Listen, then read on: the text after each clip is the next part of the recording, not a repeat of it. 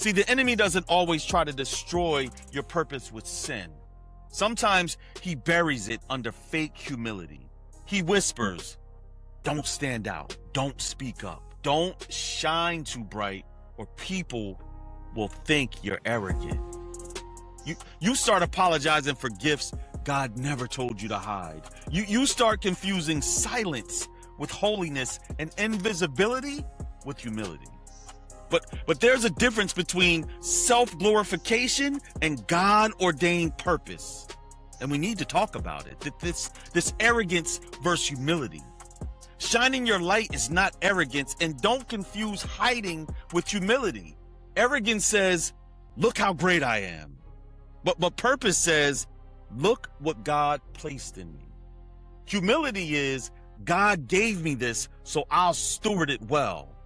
But false humility is, God gave me this, but I'm scared of attention, so I'll bury it. And I think we're all clear on this point.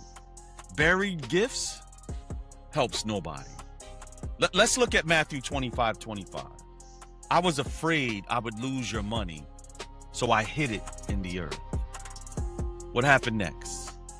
The master was displeased because fear made him waste potential. Your fear may be causing you to waste what God entrusted to you, because this is about answering the assignment God placed on your life. And shining your light isn't arrogance, especially when God is the source of the light. That's obedience. 1 Peter 4:10 says, God has given each of you a gift. Use them well to serve one another. Your gifts are not about ego. They are about assignment. So when you suppress your gifts, you're not just hiding from attention. You may be withholding healing, wisdom, leadership, or inspiration that someone desperately needs. Your light ain't just about you. Somebody needs your voice, your testimony, your wisdom, your creativity, your courage, and your leadership.